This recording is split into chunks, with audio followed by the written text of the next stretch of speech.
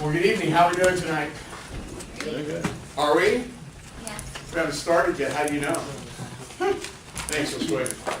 So for those of you that have just come in and are giving me the homeworks, I'm going to note during the break that you gave them to me and then give them back to you before you leave so that you can then do questions H through M on the same document instead of having to separate it out and say.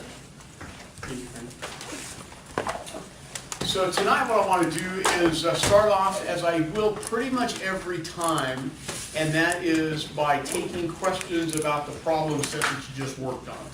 And then go in and maybe deal with some refinement of some issues or repetition of some issues from the prior class, so last week, and then move on into some new material. You're going to realize that each week I try to cover some things in pretty good detail and then give you kind of just a glimpse of a few things you're going to see next. So by the time I'm done with something with you, by the time I've reviewed a concept completely for you, you probably will have had a glimpse, a fairly full-blown discussion of it, a problem set, a practice homework, a homework, and then a review as well. Okay, so you're going to hit these things 4 and 5 times before you are done with a thing. And I do that to just help reinforce it for you. Okay? It's not because repetition is necessarily my thing, although I do kind of drone on and on sometimes. But I'm just trying to get it so that it just sticks in your head. Okay? So tonight we'll do that. We'll look at questions from the problem set. We'll talk about a few of last week's items, and then we're going to go ahead and move into a discussion about economic profit. Okay? That discussion conceptually will then move into the equation for economic profit, which means that we have to start to define weighted average cost of capital in rather explicit detail. Then we're going to talk about some of the equational forms and inferences of G, or the growth variable. Then we're going to look at using both equations, the calculator, and Excel for time value of money construction. Okay? And then we'll look at some specific, we'll look at a couple of specific valuation equation forms. Or at least they're going to seem specific to you. They still will be generalized, but they'll seem specific to you. Okay? We might have enough time and go so far as to start to look at sources of return on invested capital and growth. Now you'll notice if you look at the syllabus, I have that as a line item for tonight, and I have it as a line item for next week. Okay? If we get time, we're going to at least discuss it some, if not rigorously, tonight. In part because next week we will not start class until 7 o'clock. Okay, so next Thursday night we start at 7. We're not going to go past our normal time. At least I don't think we will. I don't intend us to. If you look at the syllabus, you'll see the list of items for next week that I'm covering is less than the list of items for most weeks, because I know that first hour I'm unable to be there. Okay? So y'all are able to be here, but I just can't. Are you going to get an iPad for that? You will. You will, absolutely. Give me your hand and I'll spit in it. No, but what I'm happy to do for you, Kim, we'll go to 10:20 instead. Ah. Since you want every one of your hours. See how popular you become, buddy. Okay, all right. You gotta drive to Kobe, man. Come on. Yeah, that's right. We're negotiating the wrong direction here. Okay, so we're missing a few people, aren't we?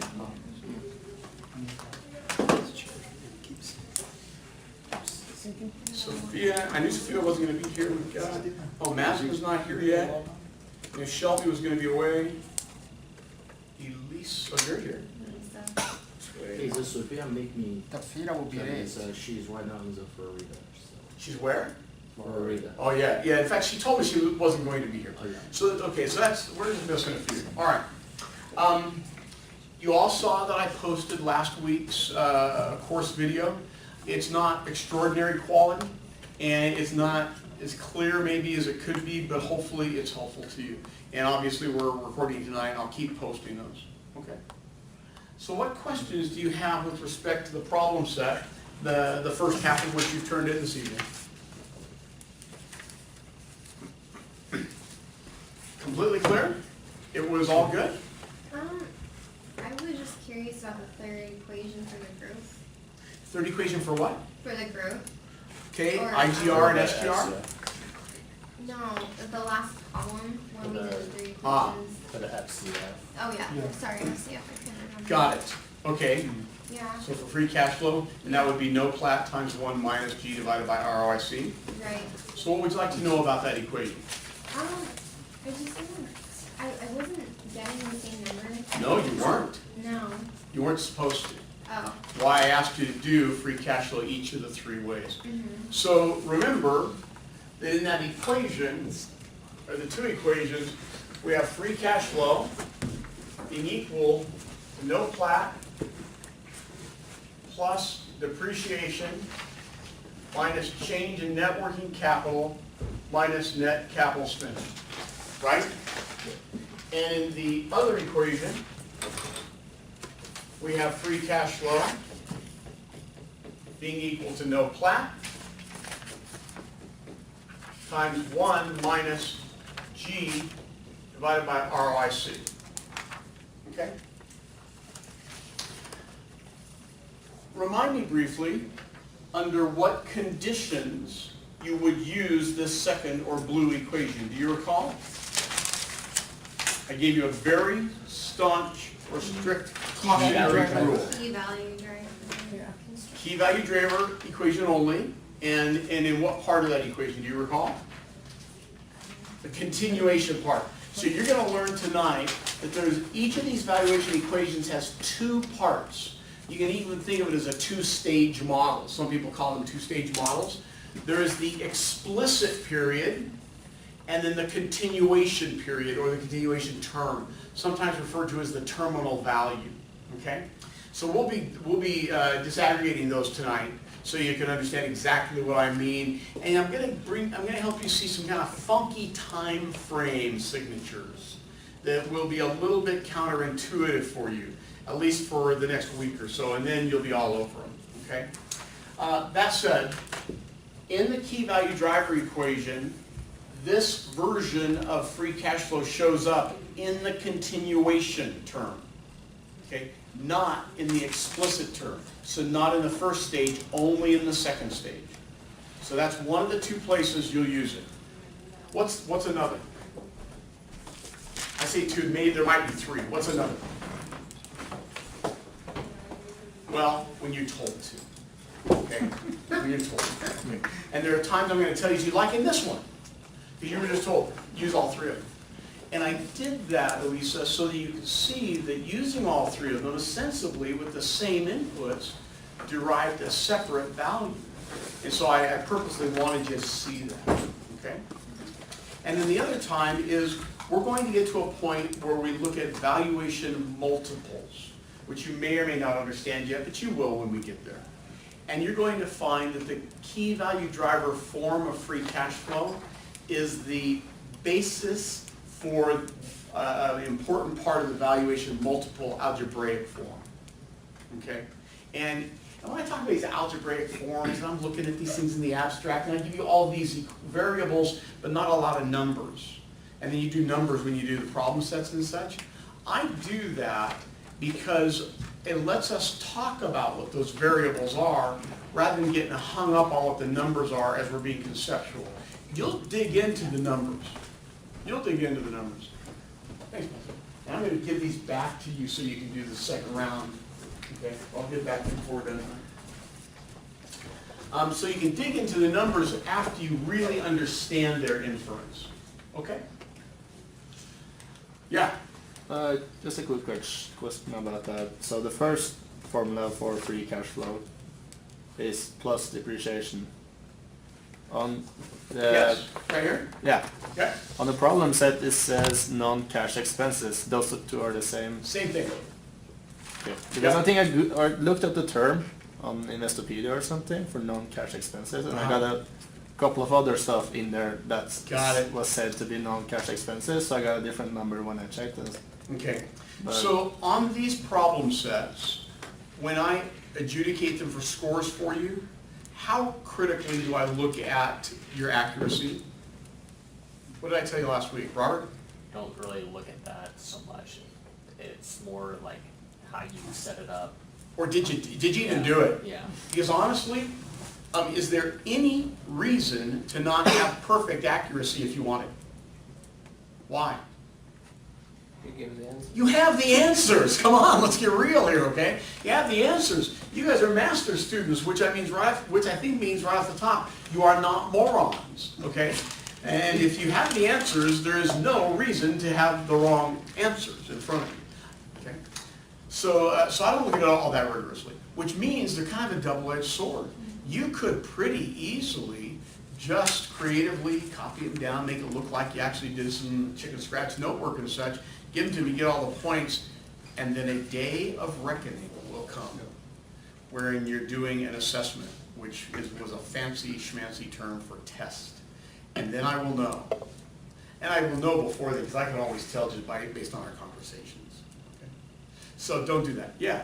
A quick question. So when I was doing the third one, I used the 1 minus G over ROIC, and it says, basically this one is what a company has a potential for, or the firm. I guess in the paper it says this is to be used. This form of G is the level of growth the firm should be able to sustain. So you're looking at the IGR and the SGR? No, I'm looking at the growth, which is the IR times ROIC, Okay. to get this G. Oh, okay. And from this, I get the FCF, which actually matches the other two numbers. Yes, but I didn't expect that you guys were going to do that. That's what I did. But then I was like, and that's great. but I wanted to calculate the Okay. other growth, and I didn't know how to get the cash flow variables. And so I know there's another equation but I didn't know how to get those values. Okay, so I had supposed, and most of you did, as I suppose I'm sure, that you would use 5%, which is the G that I stated in on the first page of the problem set. I think the last time I finished the question, I saw that I Yeah. just changed my answer. I calculate by that is the G is the same to the IR times the ROIC. I calculate that is 0.1156, I think so. Okay. The percent GDP. Well, and if you paid attention to my notes and announcements for you on WhatsApp, you'll also see that I told you to use the 5% there.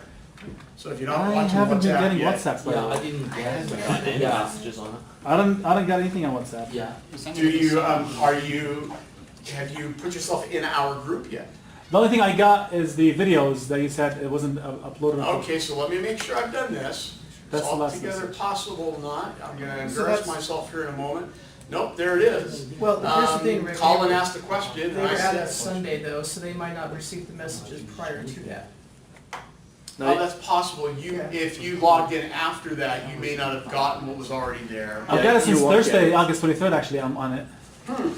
And I got the links, the just the video Interesting, links. but you don't have a question from Colin? No. Anyone?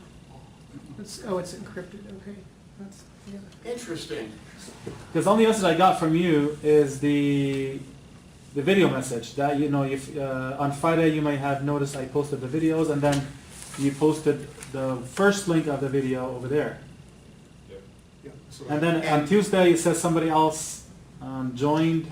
Interesting. Well, I'm not sure why you don't have them. You got same thing over here. Oh, okay. Okay. I think we all have the same. Hey, let's take a look at that at the break. And maybe I'll look at even your displays for just a second, see if we can figure that out. Okay. Because if there's a problem there, I want to solve it now rather than it getting worse, right? Yeah, but so no harm, no foul in terms of scoring for the problem sets. But I've given you the 5%, and what I was hoping you would do was use that 5% in the G for this equation, the blue equation, and see that it came up with a different number than the black equation. 5 will. Yeah, Because the 5. calculator is like 11.5. Yeah, 5 comes up with a different number. So we need to talk about why that is for a minute, okay? So let's think about this.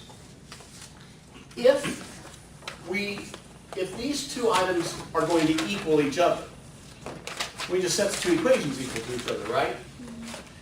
And no plat falls out when we do so, okay?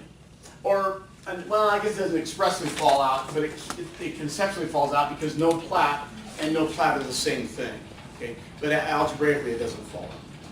So if no plat and no plat are the same thing, then we must have a relationship here that helps us see that what's going on right here has some bearing on what's going on right here. So depreciation minus change in net working capital minus net capital spending has some relationship with 1 minus G divided by ROIC. Okay? So let's just explore that for a minute. In the black equation, which is our standard equation, all of those numbers come directly from inputs from the income statement and the balance sheet, right? None of those numbers are a mystery to us. Now, unless you're not comfortable with them yet. But none of those should be surprising to us. And in the blue equation, no plat should similarly not be surprising to us. Return on invested capital should not be surprising to us. Okay? Because it's simply no plat divided by invested capital, and invested capital, as you'll recall, in the operations approach, is simply fixed assets plus net working capital.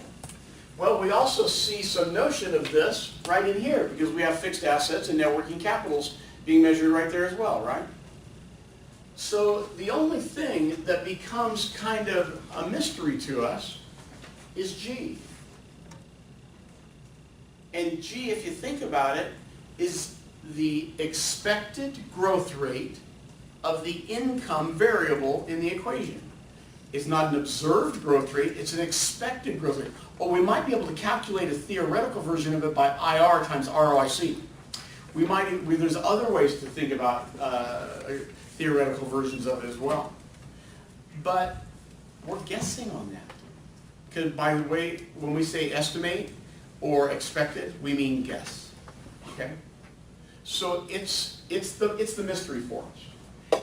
And as such, when we put 5%, when I just pulled 5% off the top of my little head, was it going to match up? Was it going to line up? I don't know. Is it possible that we could think about this second equation, the KVD4 equation, a little bit different?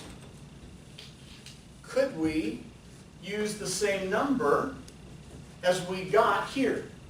Could we calculate free cash flow this way, and then use this number right here? Well, if it equals itself, of course we can. And I think we know no plat, so we're good for that. So we're gonna solve for G basically. We can solve for G. We can solve for G. And we're going to come back and we're actually going to do that in a little while, okay? But I want to make sure we understand, and I'll repeat this later because it's so important. I want to make sure we understand what we get when we solve for G. Remember, this G is supposed to be the expected growth rate of this cash flow variable.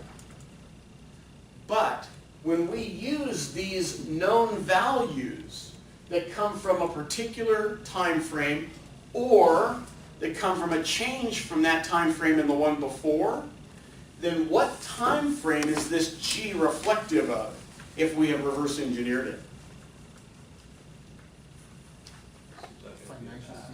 It's going to be the time frame, Walter, that the black equation was from. So if that's all from year one, this is all going to be year one, not the expected long run. So don't get lulled into thinking that that's going to foretell G for you. Here's one of the problems with G, and I'm actually kind of moving ahead, but this is very important. Do we have any examples of companies that have had growth rates of 10, 11, 9, 8% for hundreds of years consecutively? Of course not. I don't think we have examples of companies where we have numbers for 100 years consecutively, not with any credibility, right? So absolutely not. When you see where this equational form comes in, it's in the continuation. That continuation takes into account perpetuity, infinity, forever. And in which case hundreds of years is kind of a rounding error, right? Okay. So to the extent that we're going to apply a variable or a value for that variable, we're going to have to think about it being lived with for a long, long time. Forever. Well, if that's the case, which is likely more prudent? Think back to the Demoterin video. Which is likely more prudent? To take an estimated G that's aggressive 8, 10, 12, 27%? Or a G that's nominal and vanilla pudding? What do you think? Aggressive. Conservative. I think the aggressive in relatively short order, because the exponential relationship with the word developing would cause this company's value to be the universe relatively quickly. I think that's almost a paraphrase of something Demoter had said for, was it Uber? It was for somebody, okay? So I think we use a really watered down one. Expected growth in GDP. Targeted inflation rates. Those are safe numbers, right? Those are always going to be 2, 3, 4, 1.5, 2%. Okay? But if we use that and we open our eyes into what's happening in our careers and the careers of those that will come after us, we have friction. Colin, at a point, you're going to be a CEO of a company. And it's going to be a multinational behemoth and with billions and billions of dollars of net income, well enough gross revenues. Okay? Are you with me? Yeah. Okay. And by the way, that point's come now. You've been there for about 15 years. You did a great job. You became, frankly, ridiculously wealthy in the process. So that's why you're my new best friend, by the way. Okay? Ridiculously wealthy in the process. And you did so because you committed to and executed a strategy of strong growth for the stakeholders for all of those years, and they compensated you handsomely. Does that sound like a good story? Yeah. It's a story that most of us would enjoy living for some period, right? Okay? But now it's time for you to hand over the reins. Mazen, you are the chairman of the board, and we are the board of directors. Okay? Are we going to select a new CEO that is going to commit to a strong growth strategy, or are we going to commit to a CEO whom we're going to pay handsomely that is going to give us nominal growth and 2, 3, 4%? The aggressive one. Sure. Because we expect it, we have a history of it, and the assembled talent in our senior vice presidents and our regional managers and our designers and our innovators and all this, the assembled talent is extraordinary. Why would we not, right? We're always innovating new products. We're always on the cutting edge for some of our product line. We've always got a little bit of monopoly power for some of our product line, right? So now, Mazen, you happen to have hired Chris. And Chris, you've been appointed the new person, and you are now going to try to at least hold your own against the example that, that was set by Colin. You going to do it? We're paying you 7 figures plus adjusted for inflation. Of course I'm gonna do it. You better do it, and if you don't, what happens? I'm gonna find another job. Can I come back? And something happens before that. Yeah. You're going to be told why you need to find another job, okay? That typically comes first, okay? So during Chris's reign, we have the exact same extraordinary growth. We're now double digits for almost 3 decades. And we're excited. And now it's your time to go. Mazen is still, because he was a very young man when he went on the board, he's getting rather old now. He's still the chairman of the board. And you now have hired Elisa, okay? Elisa, great trajectory, great dynasty. What are you going to do? Nominal vanilla pudding, or are you going to see to it that we still want to pay you the 7-figure income? Probably go with the latter. Yeah, I'm thinking so. We can keep playing this game, right? We can play it forever. So under that premise, is there any reason why we would be willing to settle for vanilla pudding, nominal, 2.5, 3.5, etc. growth? It's more realistic. No. Was Colin unrealistic? Are we questioning Chris's capacity? Is your ability to affect great change and growth unrealistic? See the friction? We have every reason to expect it and believe it. We have a corporate culture that is dependent upon it. We pay some of our better CEOs wholly dependent upon it, right? That's both wholly with a WH, and I think it's also wholly with an H, all right, because the numbers get pretty big. But we have evidence that it's completely unrealistic in the long So what's it gonna be, Josue? 10%? Gonna hang your hat on that for the rest of eternity? Or are you gonna give me a number that you're not gonna get slapped around by? By the way, you're gonna get slapped around either way. So you give me a low number, Mazen and the board here, you're done, you're out. You got voted away from your board seat immediately. You give me a big number, the historians in the group, the economic historians in the group are gonna laugh you off the dais. And that's our problem with G. It's our problem with G. We can calculate, observe it. We can theorize it. We can play around saying what we think it ought to be. But at the end of the day, we're guessing. And what we know when we guess is that we're wrong. We just hope we're only marginally wrong, right? Anytime we forecast, the one thing we are certain of in our forecasts is that we are wrong. We just hope to be wrong to the tiniest bit. That's our hope. Okay? Does that make sense? Don't forget that. I might even repeat some of that diatribe in a few minutes. All right. So those should have been different numbers. And the number, the 5% number that you used here, when it gave you the different outcome, you realized, or you can realize, that it was not indicative of the growth experienced in the capital asset part of the company that brings about the income. Because we grow our capital assets, our fixed assets, because largely in corporations, we make money off of our assets, right? We have our fixed assets of property, plant, and equipment. We have intangible assets of technology and innovation and intellectual property.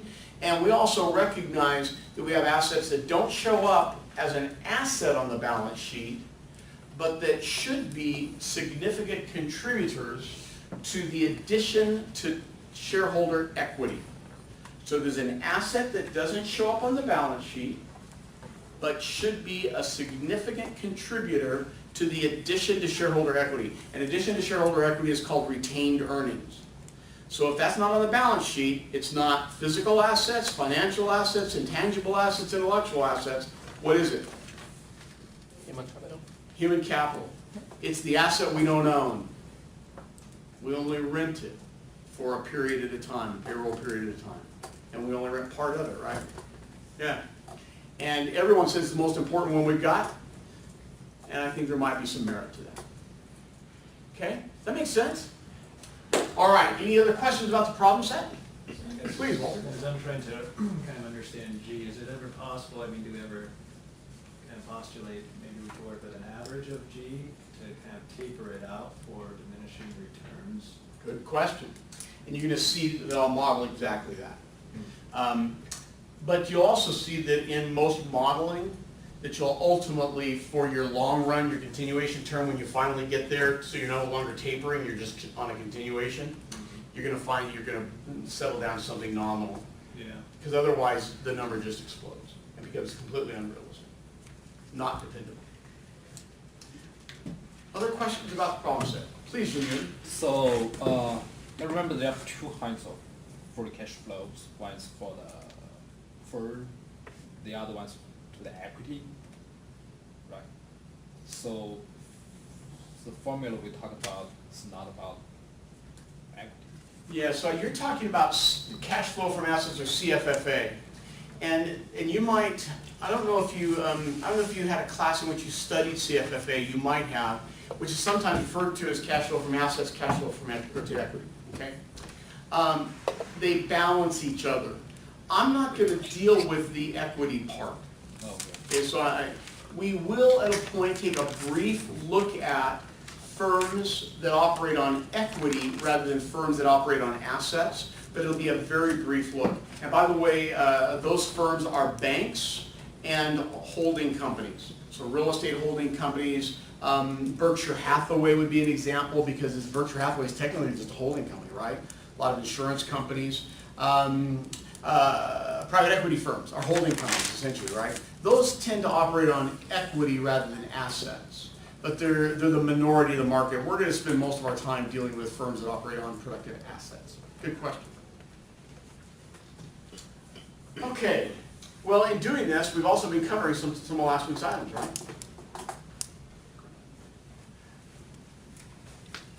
So let's go ahead and transition to some of that. What other questions might you have with respect to items we covered last week that maybe you didn't see represented in the homework or the problem set, but you've got some curiosities about? Anything? Colin? No plat versus no hat. Yeah. So to me, the formulas almost look identical. Almost. Right, but what are like, if you could just explain to me like what are the slight differences? The functional differences. Right. So think about no plat for a minute. So we know that no plat is equal to EBIT times 1 minus a tax rate on EBIT, which we know could be also equal to EBIT minus EBIT times that tax rate. Right? Right. Okay, that's no plat. No pat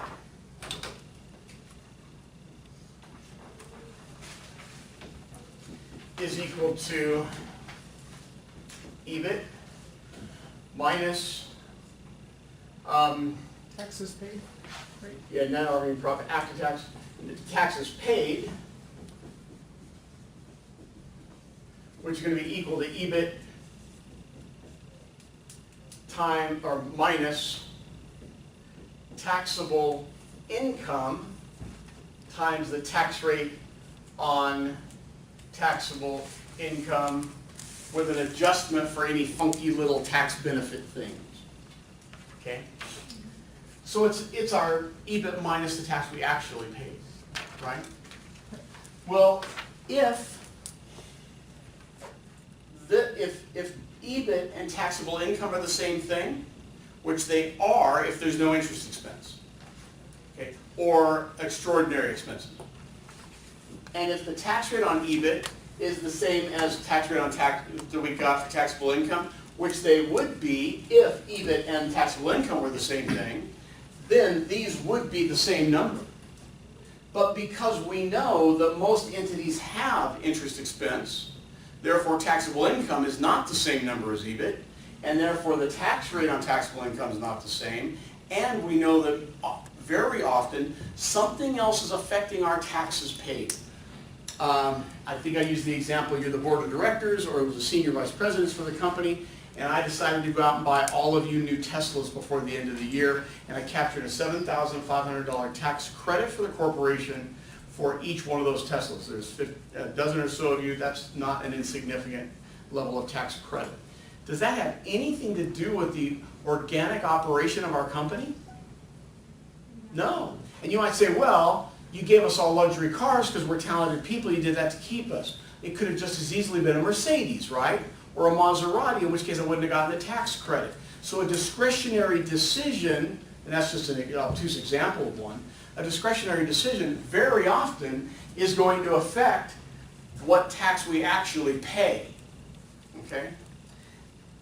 Now you're going to find, Colin, that in much of the literature on valuation and much valuation work that's done for small firms, taxes paid is the number that's used.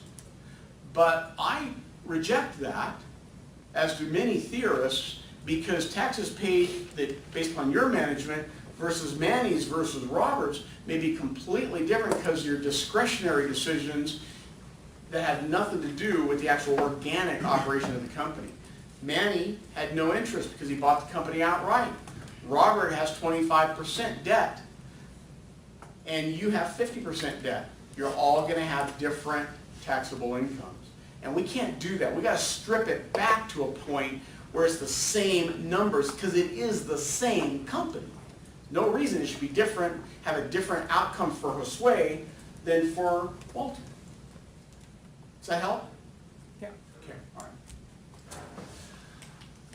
What else for last week? Okay. Briefly, because this has direct bearing on an essay you're going to give me later on, kind of give me an idea about the relative relationship between book value, production value, and market value. How do those connect? talked about this, right? You know, Oh. go ahead. Yeah, so from like the video, if I remember correctly, there's always the book value of what the perception is that people will pay for the product, and then the market value too. Book value is not the perception of what people Did I pay. get it switched? You got it backwards. Okay, I got it switched. Yeah. Okay. So they're connected because they are all tied to an asset. Well, Because that okay. will be the connecting point. Book value is just how much you pay, dollar amount. Book Market value is how much we did pay, right? Yeah. And the moment we did pay for that, and remember, we're largely talking about relatively illiquid assets.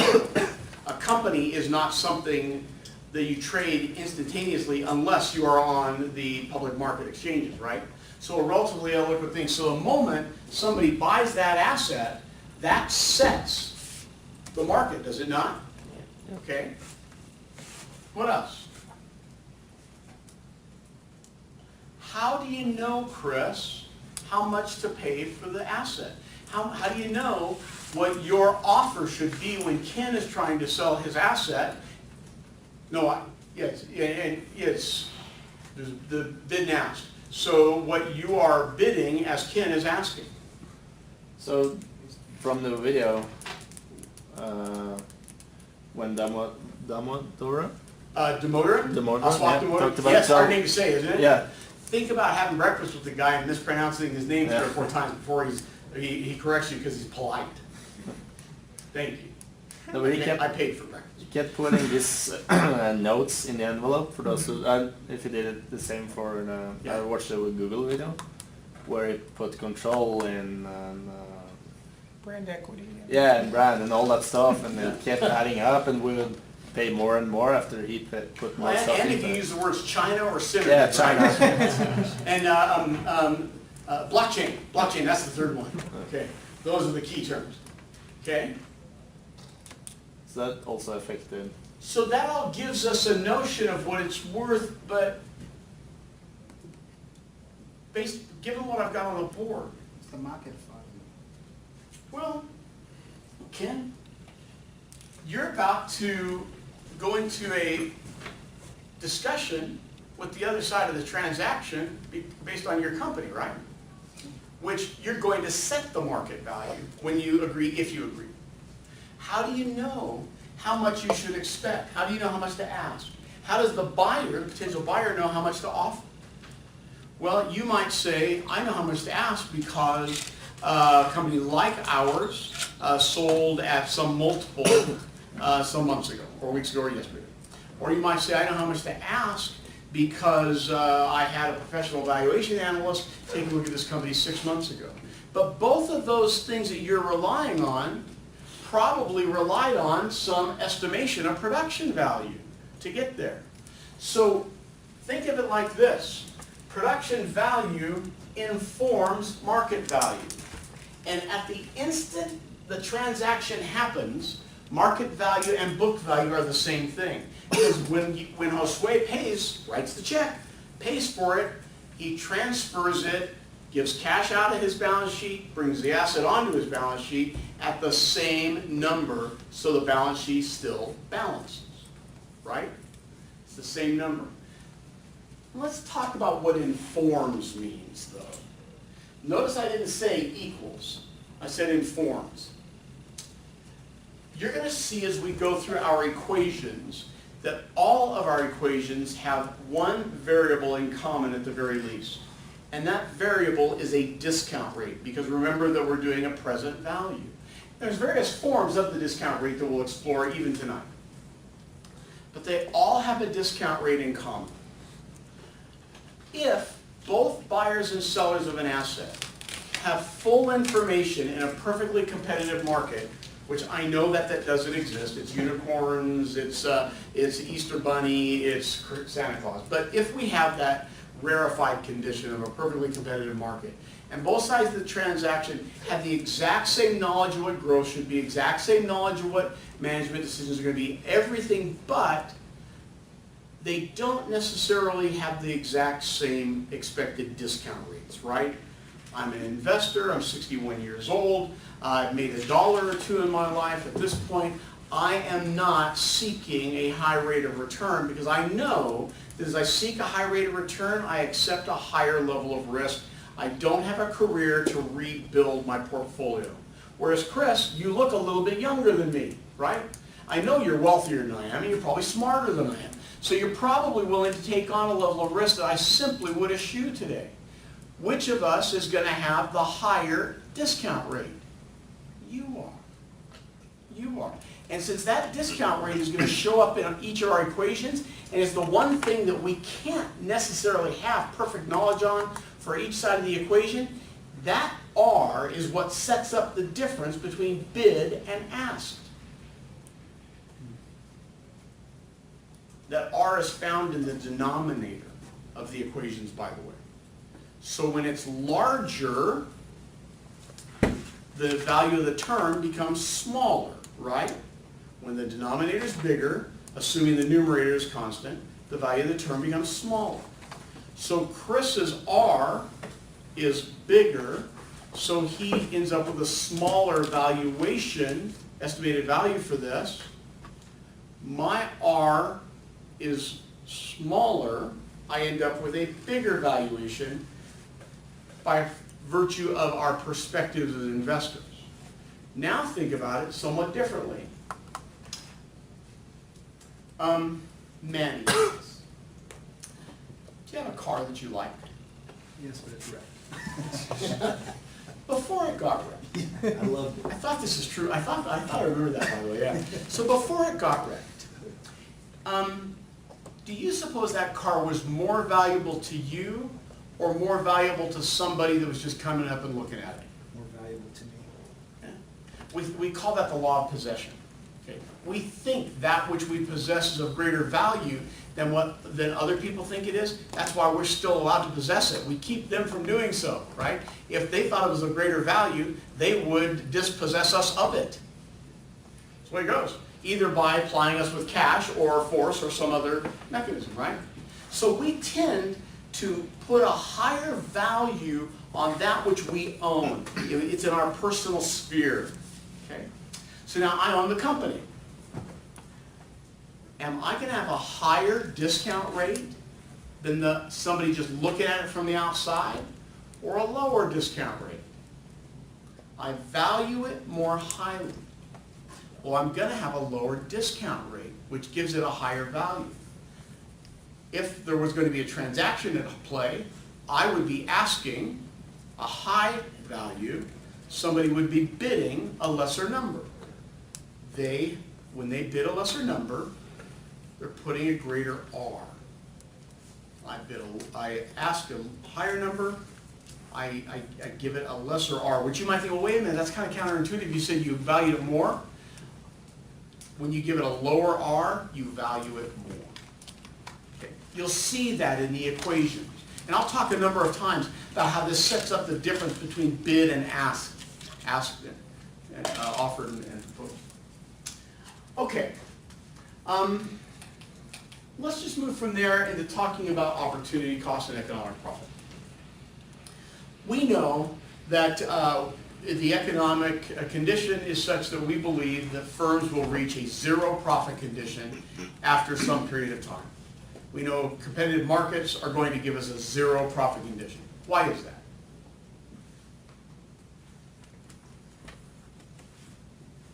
Freely competitive markets suggest the presence of numerous competitors, right? Plenty of customers, no exogenous interferences, all else equal every place across the board. If that's the case, Robert, you and Chris and I each have a company somewhat similar. We produce products in the same vein, if you will, in a particular marketplace. We'll say it's a national market, okay? And there's just the three of us, though. We're an oligopoly. And as oligopolies, we are believed to be able to charge pretty much whatever we want to, especially if we collude, right? We're in cahoots with each other, okay? Which is illegal, but rarely can you prove it, because we're pretty good at our collusion. Okay? All right. We're making bank. And it's a competitive market. So what causes any other investor from coming into the market to compete with us? What keeps them from doing it? Nothing, right? If they see we're making money, are they likely to want to come in and compete to make that same money? Sure. So Colin decides, hey, these Larry, Moe, and Curly here are making bank. You can do at least the same, right? Right. Sure. So you come in, you compete.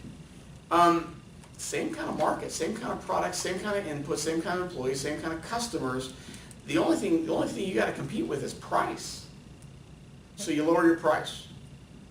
What are you going to do, Robert? You just took part of your market share. Lower it to the point where it gets them out of the market.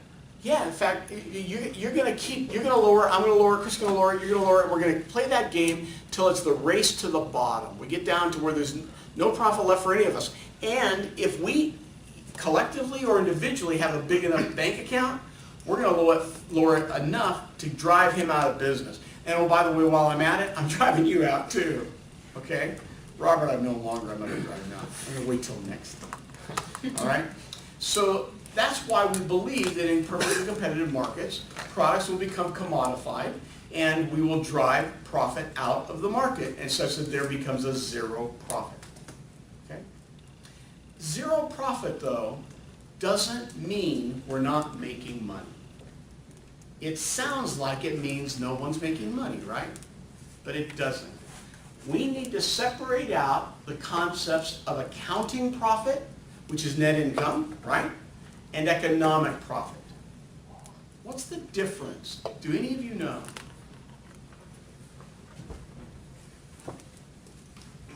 All right? So let's think about this for a second. Kaibo, Yeah. you own your own businesses, right? Yep. Sure. Let's assume that Manny is your accountant. Comes into you and says, Kaibo, you had in your first year in this new operation you developed, you had a $200,000 net income. Congratulations. That is smoking hot. In fact, with your new business you created not long ago, would you be satisfied with that for your first year? I just gave you I want to come visit your business in China, okay? I'll be there in a few months. I want to visit. So most of us plebeians and mortals would be satisfied with that for our first year of our new business. I'm impressed that you have such high expectations. But he comes in and tells you, and you hang your head, put your hands over your face and start to cry, and you're depressed because you just had such a horrible year. How come? Mazen would be happy with a couple $100,000 profit that first year. I'm pretty sure that Chris would be. No sway. Most of us, maybe even Finn. They don't realize that your capital that you invested into it was worth $5 million. Put $5 million of your own cash into the thing. And that your salary expectation, because you're a talented guy and because you worked for other companies in the past, is about $200,000 a year all by its lonesome. You know that if you were applying your time and talent, the same time and talent it took you to get this $200,000 with your company, you would be expecting to be paid about $200,000. And you know that on this $5 million, at worst, you're going to find a bank that will give you 2% guarantee. Well, what's 2% of $5 million? 200. Is it, you guys have calculators? 100. That's what I thought, it's $100,000. That's what I was thinking. And if you had put that $100,000, even if it was just in the lowly bank account that was guaranteed someplace, full faith and credit of the whatever, you'd have gotten $100,000 from that. If you'd have put your time and talent into another company, you'd have gotten $200,000 for that, so it was $300,000. You've got to now think about the opportunity cost of having invested your capital and your time and talent. And by the way, this net income is your earning for the year. You didn't take a salary also, like most new business owners don't take salaries, right? And all of a sudden you realize that having $5 million in capital at risk, having your entire year of blood, sweat, turmoil, and every Sunday night being the longest night of the world.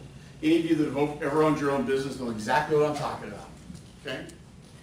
And you lost $100,000 in economic profit. Because economic profit is net income or accounting profit minus the opportunity costs of the investor's time and capital. Well, I've filed a couple of tax returns in my career. You guys have filed some tax returns. I'm trying to remember where I saw the opportunity cost as a deductible expense that I'm accounting for. It's not there, right? And the accountants, and this is why I'm not sure accountants really do or should have the will to live, to be honest with you. No, I have a lot of respect for them. Really, I do. Sure I do. Okay, all right. So, but they don't think in those terms because our tax code doesn't recognize those terms. Okay? Accountants would think that way if the tax code recognized that. They'd have to. Right? Economic profit is the accounting profit minus our opportunity costs. So, when we say that there was this race to the bottom in this perfectly competitive market to bring us to a zero profit, what we mean is a zero economic profit, not a zero accounting profit. A zero economic profit is going to be a different number, isn't it? We've accounted for our opportunity costs, which means that if we have a zero economic profit, we at least got our opportunity costs. At least. Does that make sense? Yeah, please, Lisa. I don't understand how you calculate opportunity costs. It seems Okay. like it's really, You'll get it completely. okay. I promise you. I have a friend named Mickey. I adore him. He's been my friend for like 30 years. Mickey is one of the nicest, most loving, most honorable, loyal, etc. guys. Mine's class, Thursday night. I don't think so. Is this intellectual property? Not so much. False alarm. Process that for a minute. Okay? I might take that off the table. So, Mickey's a wonderful guy. Mickey's never made more than about $50,000 a year in his whole life. Okay? Mickey, if you were to ask him what his value in the free marketplace is as an employee, would tell you at least $200,000, $250,000. He's never been paid more than about $50,000 a year in his whole life. There's a slight disconnect between those. When we're thinking about the opportunity cost of our time, we cannot be aspirational. We need to have something that we can count on, because it's got to be real. I know that what an employer has paid me in the past is probably real, assuming the checks actually cleared the bank. So the opportunity cost of my time isn't some aspirational number, it's something I've observed from my reality. Okay? The opportunity cost for my capital is going to be whatever my capital dollar value is, times what I know I can get for it. Not what I hope to get for it, not what I think I can get for it. I know I can get for it. That's why I took a 2% rate and a certificate of deposit in a bank.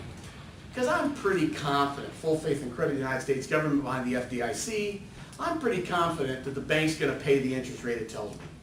And if I don't think that's good enough, I'll put it into a treasury instrument, right? Full faith and credit of the United States government. And why is it that I always know the United States government will pay the number? They always do. But why do we always do it? How do we know we always can? Why is it that we always are able to do it? They got the printing machine. We print our own money. It's kind of like turning in a problem set without the right answers when you got the right answers in front of you. There's no excuse for it. Okay? We print our own money. So any sovereign that prints their own currency can always pay their debts, can always pay their obligation. Okay? So, Elise, Lisa. sorry, I had all the right letters, I just didn't have the right order. The opportunity cost of our capital is that which we know we can get for it.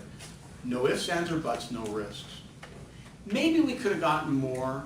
Maybe I even have a track record of getting more. If I'm a professional investor and I have a track record of 7.5% over the last 15 years and it's unassailable, I might be able to reasonably use that as my opportunity cost rate. But there's not that many of us that can say that. Okay? So that's economic profit. Now I told you the other night that there was an equation for economic profit. And it didn't look anything like any of those. Or maybe it did. I see.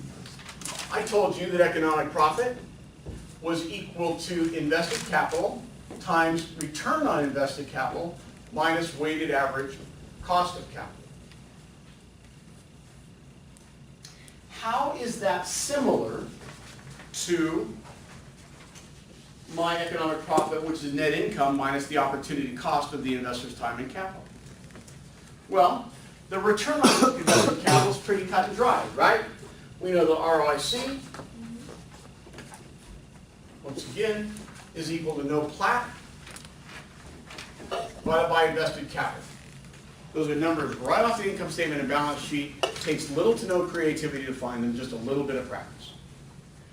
But we got this other one. Weighted average cost of capital.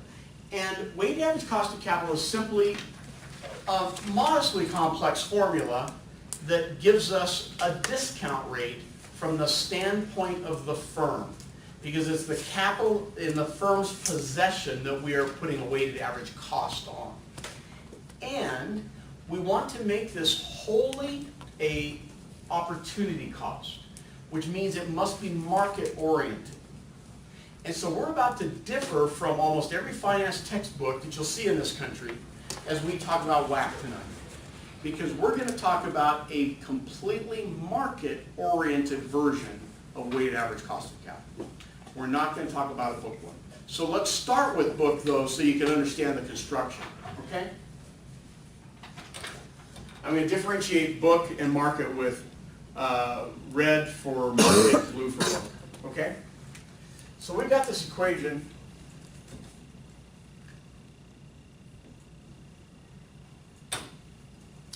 And it's E divided by V. And I think we went over a little bit of that last week, did we not? Just the first one. Yeah. E divided by V times RE plus P divided by V times RP plus D divided by V times RD times 1 minus tax rate on taxable income. In an environment in which E plus P plus D is equal to V. Ugh. Shake your head for me. Okay? Well, E is the value of the common stock. And I said value, I didn't say market or book because I'm talking about book at the moment, right? I'm looking at a non-market construction of WACC. But it is what most textbooks will give you. The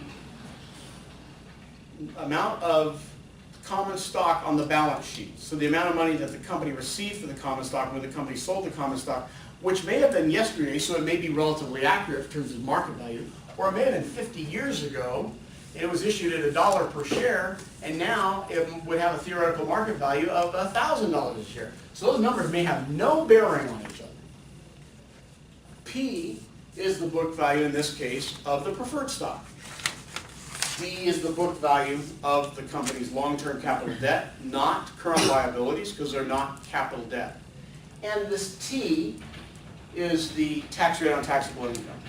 Okay? Well, we have ways of thinking about RD, RP, and RE. And at least RE, by necessity, is an opportunity cost and a market construction. So the reason that I reject most textbook versions of WACC is because we're interacting a value that must be a market construction with a value that is not a market construction. We are putting oil and water together and expecting it to come out one or the other, not one and the other, and that's just silly. Okay? But there's a reason why most finance textbooks do that. Because to do the alternative requires more work, and we can't always assure that we get the right number. So let's look at what some of those might be. First of all, when I say E plus P plus D equals V, that then tells me that each one of these fractions is the percentage of the company's capital structure represented by common, preferred, and debt combined. Because those are the capital elements for the company. And sometimes we won't have preferred. So if we are doing a whack equation, book or market, and the company has no preferred, well, 0 divided by V times something is just 0, it goes away. You don't even have to represent it. But if there's preferred, you gotta represent it. Okay? I'm sorry. Yeah, please. Tell me what V is. V is simply the total of these three. So it means that it is the market, or it's the value, book or market, however we're looking at it, Walter, of the company's capital structure. But it's simply for this purpose, it's just the total of the three, such that we then create a number that tells us what percentage of the company's capital structure is equity, what percentage is preferred stock, what percentage is debt. That's all it is. So you add up all the common, all the preferred, all the debt equals V, and then kind of retroactively go back and plug in V? Yeah, And you exactly. kind of, Exactly. yeah, okay. It's a little bit of reverse thinking there, right? Okay. Well, if we were thinking of this in a market construction, well, first, some textbooks go far enough to get a little bit more creative, and they'll say the market cap of the preferred or the common and the market cap of the preferred, but the book value of the debt. Oil and water, and we're going to expect it to become one or the other instead of realizing it's going to be one and the other. Okay? Whenever you're combining the inputs, you don't end up with a pure number. Well, again, it's because it's hard to come across some of these values. If we have a publicly traded firm, coming up with the value of the common stock is easy. The number of shares outstanding of common stock times the price per share in the last transaction, right? Preferred, number of shares of preferred stock times the price per share in the last transaction that took place. Those are the market values of the common and preferred, period. How do you find the market value of a firm's debt? Think about this. Maybe the firm has on its balance sheet some bonds, which most publicly traded firms have, some bank loans, maybe a credit line, and maybe some mortgages. I think those are all relatively common debt instruments that might show up on a corporation's balance sheet. Okay.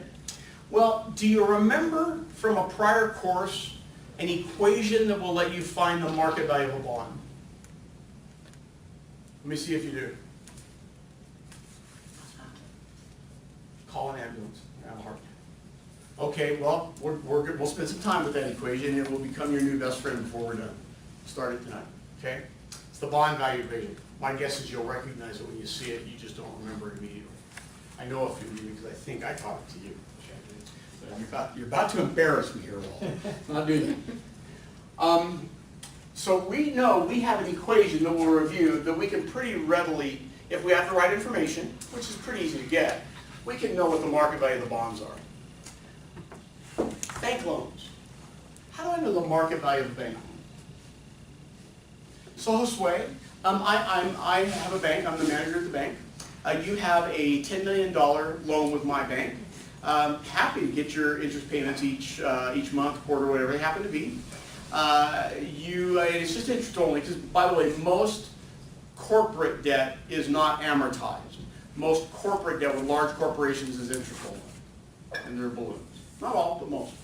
They kind of mimic bonds. Bonds are interest only, right, until the end of the time period. So most bank loans for corporations the same way. If it was $5 million, and you had $5 million outstanding on this loan, and you walked in today with a check for $4 million, would I say that the loan's been paid in full? No. I agree with you. Even if you argued that, well, interest rates have gone up since the loan was issued, its market value has gone down because of that, we'll use the bond value equation to evidence that in a few minutes, I would still say, hey, that's neat. You remember the contract you signed that said $5 million? It didn't say maybe $5 million, okay? Similarly, if you walked in to pay it off and interest rates had gone down, I wouldn't say, hey, that is so cool, $6 million. If you got your check for $5 million, you say, you're out of your mind. I got a contract that says $5 million. You're not going to be able to hold me hostage for $6, right? So a bank loan, probably governed by the contract, is not going to recognize a market value. gonna be the contract. Now, some bankers are prescient enough to recognize the market value, especially if it's big, right? What about a credit line? How much do you guys know about credit lines? Can anyone describe a credit line for a corporation for me? So, it's a thing, right? Right? No, I'm doing it wrong. Kuhn? Yeah. Sorry. Is your last name Fang? Last name? Yeah. Is here. So there's no Fang at all. You don't even have Fang. I'm sorry. I don't know why I did that. I apologize. And we're going to Italy together in a few weeks, and he's in another class, and I don't remember his name. And now I'm embarrassed. Is Fang your last name? Yeah. Okay, it's your fault. Okay, I like that. It's not. It's my own problem. I apologize, dude. I should know this. So you have a corporation, and you don't necessarily need to borrow money today, and so it's probably the best time for you to try, right? Because when you need to borrow money, is it easier or harder to get? When you need it? Harder. Come on, let's get real. So you don't need to borrow money today, so you want to go ahead and line up the opportunity to borrow money without having to come back and ask permission in the future. That's called a credit line. And you might come to my bank and you might negotiate a $1 million credit line with my bank. That means that at any point in time during the length of the contract that we've agreed upon, you can come in and you can get at least $1 million of credit from the bank. And you can take it out, pay it off. Maybe you only take out $100,000 of it, pay some of it off, take out another $100,000. It's very flexible, very variable. Okay? And because of that variability, I know that I don't know when you're going to borrow it, do I? I know when you signed the contract, but I don't know when you're going to come. And because of that, the interest rate that we've agreed upon is the interest rate that's present at the time of borrowing, or it adjusts daily. Okay? So almost all credit lines are adjustable rate loans. I've not seen a large bank credit line that is not, ever. Okay? Because the bank never knows how much you're going to have out on any given day. Well, given that the interest rate adjusts up and down with the market, you're going to see that whether you put a market value on it by using the bond value calculation, or you use its book value for its market value, it's the same number. Because what causes the bond value calculation to give you a different number than the bond was issued at, as its value, is the friction between changing interest rates. Interest rates go up, the bond value goes down. Interest rates go down, the bond value goes up. Interest rates remain constant, the bond's value remains constant. And in this case, the interest rate on a credit line is probably equal to that day's current yield in the market. It never changes from that benchmark. The benchmark itself moves, but it's moving up and down with the benchmark. There's never friction. So we're going to take that at book value. We're going to take many bank loans at book value unless we have a reason to think we can apply a market value formula to it. So market for bonds, probably book for bank loans, sometimes market, depends on how they're constructed, what information we have. Book value for credit lines. What about a mortgage? Mark, Please. I got a quick question. So, Yeah. Do you mean usually the interest rate of credit lines will be higher than the bank loan? Yeah, almost certainly. Why? Because you, as bank, you have to prepare those money when they otherwise the opportunity cost, the opportunity. Yeah, there's some unknown with credit lines. I don't know when you're going to need the money. I don't know how long you're going to have it. So that variability usually changes the number. Okay? Yeah, good point. Good point. So let's think about a mortgage for a minute. So I have a $300,000 mortgage against my $500,000 house. Okay? And my $300,000 mortgage is at a set interest rate. Let's say it's 3.5%. Okay, that's probably not an uncommon story in this valley, in this neighborhood, for that matter, right? Interest rates change, and I want to pay off my mortgage. If they went up, Is the bank gonna accept a different dollar value than I have outstanding in the balance? No, there's a contract, right? If they went down, I can't expect the bank is gonna give me anything different either, right? It's a contract. So we have that problem. We have this contract, kind of like the bank loan, and we got another problem. What is it? What stands behind a mortgage? The value of the real estate, which always goes up in value, right? Always and forever? No. Well, that's what the mortgage and real estate guy told me in 2006. And then I couldn't find him in 2007, right? As it turns out, he was incarcerated, and he appeared on the paper in 2008. So we got to think about mortgages as book value, because the reality is the complexity of really valuing them is beyond our capability. We proved that to ourselves not long ago.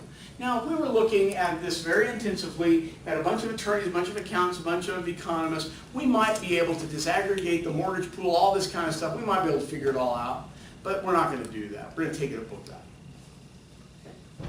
So, D, sometimes, if it's all bonds, can be given purely a market value.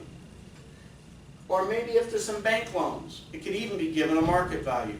If it's got some other interest or items in it, it might have to be given a book value, but it's going to be as close to the market value as we can get it.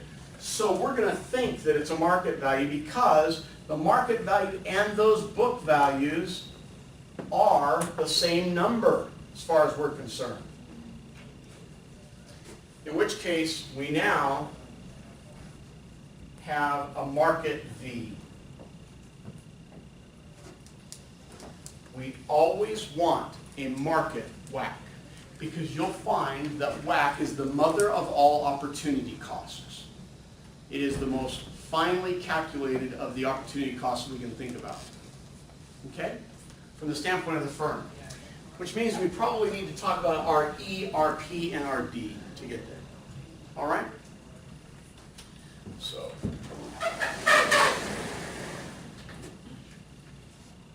RD. RD is the opportunity cost of debt. Debt capital. So, Kuhn, you took out a loan for $100,000 4 years ago. Interest rates were at 7% when you took the loan out. Okay? Today, interest rates on that same kind of loan, with your kind of credit, everything else the same as we expected it to be, today those interest rates are 6%. What is your opportunity cost of that capital? Is it 7% or 6%? Remember what I said we could think of as opportunity cost. It's that 1% spread. Well, that's not the cost isn't the spread. The cost is one of the two numbers. 6. Because if I went out to the market today, it would cost me 6 today. Forget that it costs you 7. You might say, wait a minute, I write a check for interest every month for 7%. How is it not 7%? My response is, bummer for you. You ought to renegotiate the debt. The opportunity cost, okay? If we're using a market construction of D from the E, P, and D, we've got to use a market-based opportunity cost. So the very best opportunity cost of debt for our D is the current yield in the market today for that type of debt. We know that interest rates change. We know that sometimes companies' credit ratings change, right? Just like consumers' credit ratings change. So this RD might change. What if we don't know the company's credit rating? We don't know the market debt pressure. Is there any other way, perhaps inferior, but acceptable way to find it? Well, there is. We can take the interest paid in time 1 divided by the value of the debt in time 0. So let's think about why we're differentiating time 1 and time 0. Time 1 is the most recent, 0 is the one that came before it, right? So we just have a 1 period lag. When you have debt and you make your interest payment, do you pay it on the amount of the debt that instant in time, or do you pay it on the balance of the debt over the period of time represented by the interest payment you're about to make? It's historic, isn't it? We go back in time. We go back in time. Okay? Well, sometimes we don't have all these either. So maybe we have to then take interest rate simply divided by the debt for any period. So we have best,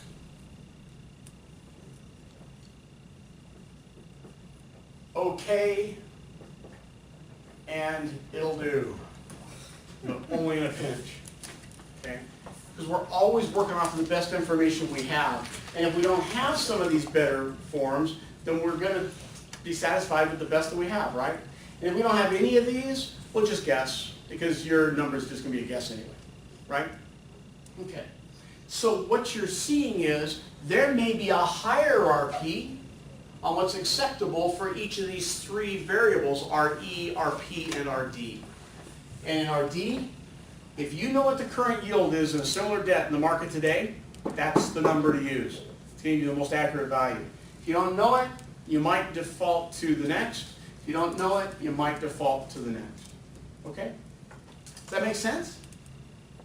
So if I told you that a debt, that Manny's Corporation borrowed money at 7% 9 years ago, and today, because of the success of Villalobos Corp., it could borrow at 4%, what would be RD for Manny's company? 7% 9 years ago, today 4%, what would be the RD for Manny's company? 4%. Yeah, yeah. I know you didn't want to say it because it sounded too simple. It is, but I want you to get used to it being simple, because little else is going to be, right? Okay, RP. The opportunity cost of preferred capital. By the way, you'll hear me use rate of return, return on, cost of, opportunity cost interchangeably. How is it that I can say the return on, or the rate of return on, or the cost of are the same number?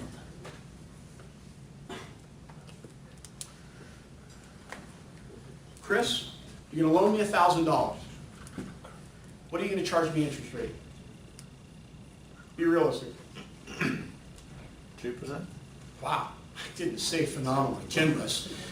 But thank you very much, by the way. He doesn't know me well enough. It should have been 27%, so I'm not going to pay him. Okay? So 2%. So you're going to get 2%, right? That's going to be your return on that 1,000? Yeah. What's going to be my cost? 400. Oh, yeah. It's what you're charging me. It's the same number. We're just looking at it from two different perspectives. The rate of return and the cost are the same number depending upon the perspective you're looking at it from. Okay? Same thing. That's why I'll use them interchangeably. All right, so the rate of return, the opportunity cost of preferred capital. And I know that it's in an obscure world where that actually looked like an R. That's a little bit better.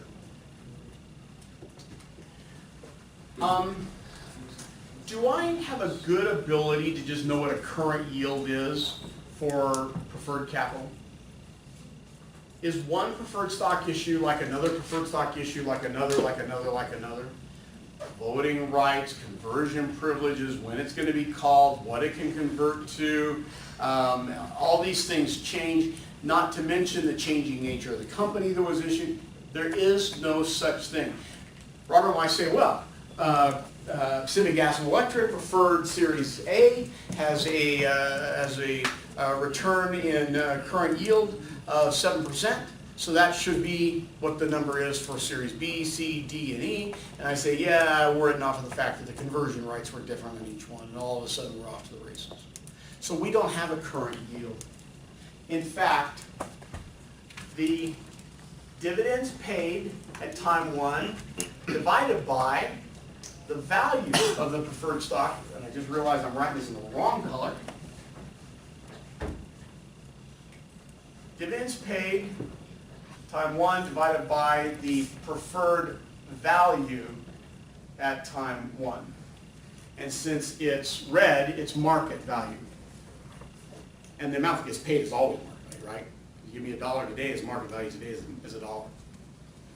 This is our preferred or our best option to find RP. Well, what if we don't know the market value of preferred? Then we'll use the dividend paid at time one, and since it's both the same, it doesn't matter, it's just at the same point. Okay, that's what that indicates. Divided by the book value of the preferred for the same time period. That's not as good, but it's okay. If you don't have this information, if we don't know the market value of the preferred, we can think of RP as being the dividends being paid divided by the book value of the preferred. And I don't care if this is a per share dividend and a per share book value, or an aggregate dividend and an aggregate book value, it's the same percentage outcome. Does that make sense? Those are the two options. Anything else, we simply put our hand into the hat, pull out a number, and say that's good. It's a guess. Okay? Well, I think it's fairly easy for us to conceptualize how debt and preferred stock have a cost to us necessarily as a company, right? We must make the payment for every period that's contracted. We write it out, it's an expense. It comes off of the income statement, right? Is it necessary for us to make a payment to the holders of common stock? No. Never. Unless we said we were going to, and we publicized that, then we kind of have to. We've contracted it. But we're not required to do it, are we? So then what is the notion of cost to the company for having issued common stock?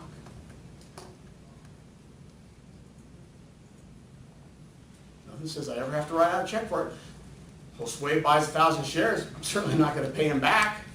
You know, he owns part of the company, right? He's going to get paid back. Well, maybe I'll buy it back. That's because you guys, the board of directors, decided we would, right? Or maybe you'll sell it. But does that affect me and the company? I'm the CEO. If he sells it to somebody else in the open market, no effect at all. How is it that we can say that the company's issuance of common stock has a cost to the company? What do you think? Get creative. What do you think? Please, Lisa. She raised her hand.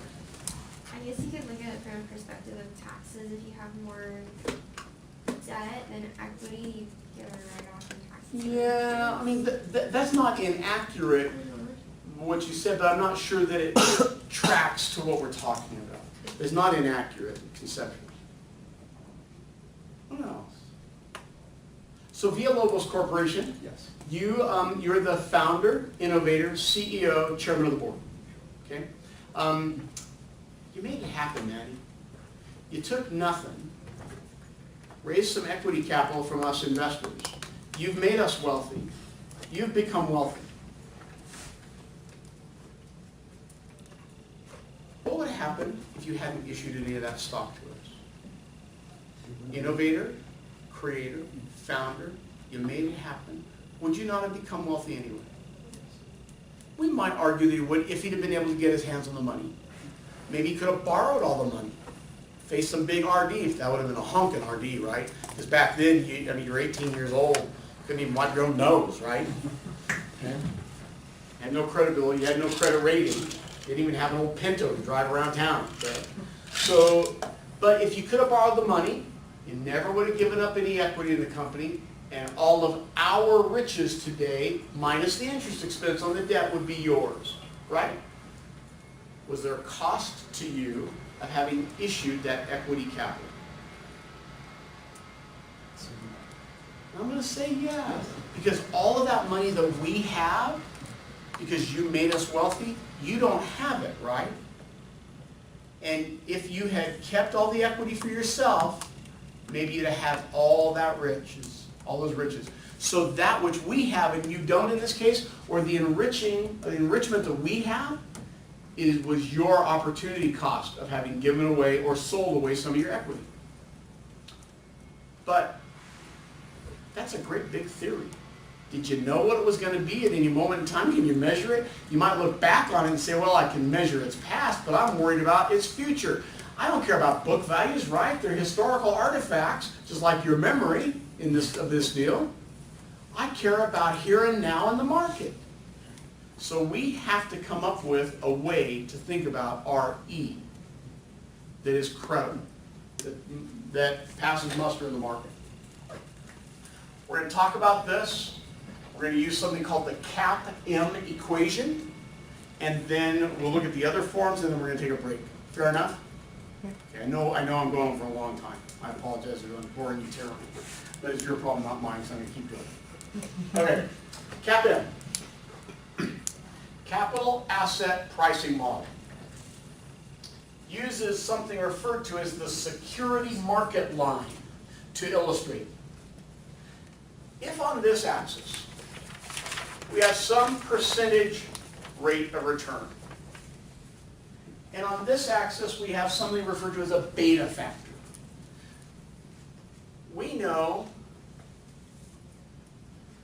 that the security market line for a company is almost always upward sloping. So we better talk about a beta factor. You clearly know what a percentage rate is, right? What's a beta factor when it comes to equity, common stock of a company? Risk. So who said that? Chris? So risk, or I'm going to just fine tune it and say it's a measure that tells us about risk because it tells us the volatility of that company's share value compared to its industry peers, or compared to the average of its industry peers, okay? Which does tell us something about risk.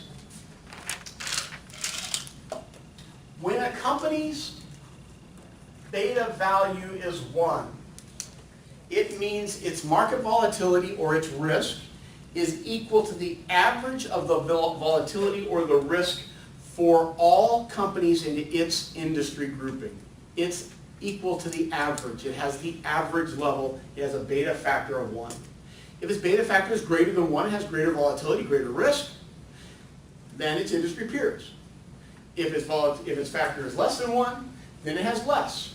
Simple as that. We can find the beta factors by taking the variance in the distribution for the market volatility by tracking the price of the market price of those shares over whatever period of time. But it means there has to be market prices. And we're going to apply a little statistics to it, and it's going to give us a number. Okay, actually the distribution from me. So apparently, this is going to have to be a publicly traded company in order for us to know its beta factor really. All right? Well, if its beta factor is 1, we believe then that the return we're getting is similar to the return that we get for all firms in the industry. It's the average. If its risk factor and volatility is average, its return is average, right? And we call that number RM, the average return. I don't know why it's M. Well, that's what we call it. Okay? Average return for the industry. Maybe it's the market. If there is no volatility, if it is cut and dried, perfectly safe, they print their own money, or backed by the full faith and credit of something that does, that number is RF. Risk-free is how many people remember that, RF. Risk-free rate of return. Well, the only instruments that I know of that are risk-free, if you will, are instruments backed by the full faith and credit of the United States government. And even that's subject to a little bit of creativity to think about, right? But it's as good as we got. And I can think of a short-term 2-year CD, since it's backed by FDIC, which is backed by the full faith and credit of the United States government. I can think that that might be a risk-free rate. I can think a 2-year Treasury bond, bill, is a risk-free rate. The reason I wouldn't necessarily say a 20-year CD or a 20-year bond or bill from the treasury, is because that's so much time, I'm just uncomfortable with it. But if I might say a 2-year, I might say even a 10-year. Those are pretty risk-free, right? And so when we think of a risk-free rate, we're thinking of something along those lines. So if you see a problem set that says the U.S. Treasury, the 2-year U.S. Treasury is at 2.4%, then what is RF? 2.4%, okay? All right, so the CAPM equation, though, is, so this is the CAPM form for RE. So RE using CAPM equals RF plus RM minus RF times beta. I'm going to talk about the various components of that, what they kind of infer here for a moment. Okay? This is the very best version of RE that we have. It's the most accurate, it's the preferred if you have the data. And if you don't, well, then we maybe can't use that one. Well, I have to use something subordinate to it. Let's look at this equation. If RM is the industry average rate of return for that type of investment, that type of common stock, that type of company, and RF is risk-free, then the difference between them is the yield spread or the risk premium for having invested in that type of company. RF would be the premium for having invested, period, with no risk at all. Here, if we're investing in that type of company, in that type of market, then RM minus RF is the risk premium for investing in that type of company, that type of market. When we interact RM minus RF with B, that's the risk premium for investing in that specific company, right? Because B is specific to the company. It's the market volatility of that company's common shares. So risk premium for investing in that type of firm in the market, risk premium for investing in that particular company in the market, risk premium for investing overall. Opportunity cost of or reward, benefit of common stock. If I told you that a company had no established beta, but that its volatility level was 88% of its industry peers, what would be its beta factor? Has no established beta, but its volatility level is 88% or 12% less than its industry peers. I think it would be 88%, would it not? Yeah. So I was using a percent, because 1 is 100%. Okay? I tell you that because you're going to see a problem set at a point that uses that same kind of language. On the problem sets, I try to give you all the information you need, but I don't necessarily just put it out there in a black and white thing or with a neon sign pointing to it and say, this is the number. Trying to see if you can interpret these things from our discussions. All right? And you're going to be working in groups and such. They'll help you too. Well, sometimes I said we don't have a beta factor because we don't have a market instrument, so we have to look at something else. You'll remember, and don't write this down yet, you'll remember that in a finance class at some point, you were told the price of a common stock at time 0 was equal to the dividend that it's expected to pay next time, divided by its discount rate minus its growth rate. It's called the dividend yield or the dividend growth equation. Okay? You might remember that. We'll talk later tonight about why this equation holds. All right? Well, a couple of guys out there by the name of Modigliani and Miller, I think I mentioned them to you last week, said, you know what? If this is the price of the common stock, and this is the dividend that's being issued by the common stock, and this is the growth rate of the dividend, then this R is RE. And if we know the price of the common stock, the dividend, and we have a growth, we can reverse engineer this thing such that RE is equal to the dividend divided by the price plus the rate of growth. price here you're saying is the market price. Market price of the common stock. Okay? So if we don't know RE because we don't have a beta, but we do have an established price for the stock somehow, if we have an expectation of what the dividend is going to be like the next time it pays it, so there must be a track record or a statement or something. If we have an expectation of what that growth rate of that dividend should be because of some other knowledge, we can reverse engineer and calculate RE. So now I'm going to put it in the right place.